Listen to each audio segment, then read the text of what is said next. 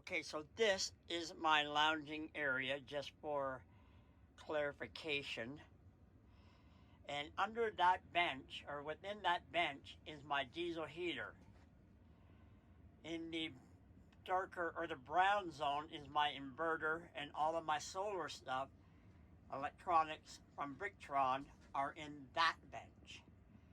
So what I'm going to talk about here is, even with the perfect diesel heater install, there are still some serious concerns about elements around that diesel heater. So let's get to it. So you'll see here the bench.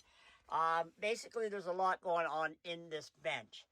I have a surge protector down below here for when I plug into my generator or a house, or 30 amp.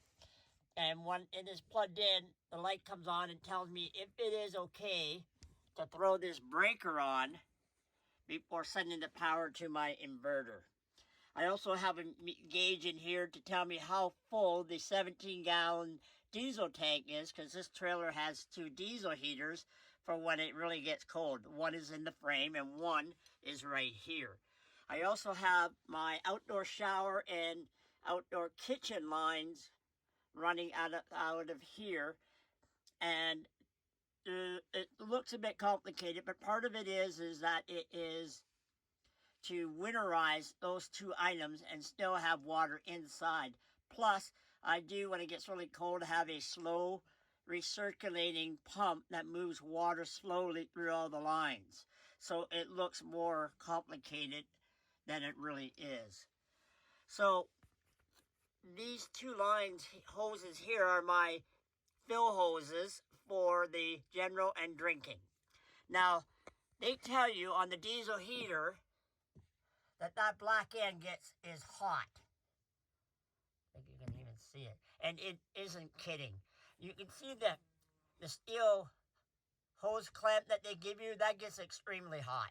And initially, when I set all this up, I had my T to split the duct working right close down in there. But in time, the heat was so great that it actually deteriorated that T, and I could basically crush it in my hand. So I extended the ductwork out as far as I could, put the T down here. Now I've wrapped everything because that heat is hot. It gets up to, like, if I didn't have it wrapped, it'd be over 50 degrees inside of here. So mine tees off. One line here goes back down into the frame and runs inside the frame along the water lines and pops back up behind me in the bathroom. We'll get to that in a minute. And then the other line, the other ductwork, comes out through outside the bench and brings heat into the cabin here. So what I had happen was, because I overland and go off bumpy roads with my camper, the ductworking came off down here and wasn't venting the heat out here.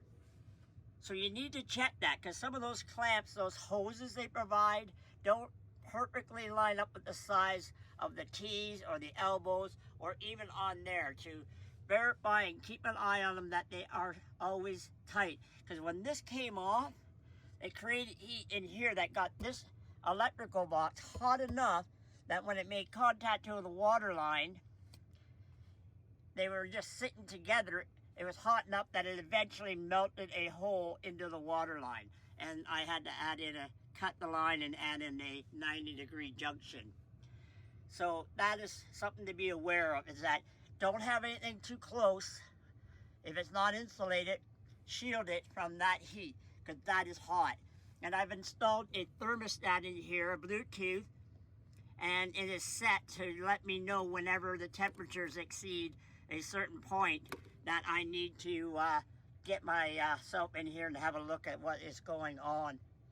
So that kind of sums up my comment about the diesel heater. Just that even in a perfect install, there is still possibility of a hazard down the road of something melting and being toxic that you're breathing in. And like I say, it gets hot in here. So that is the word. Oh, and I do have a fan system too that I can turn on right here and here to circulate heat through and around through the inverter and into the battery bay as well. So that sort of sums that up. Now to the bathroom. So there is the vent. And originally I did have a small vent, and it was just a vent.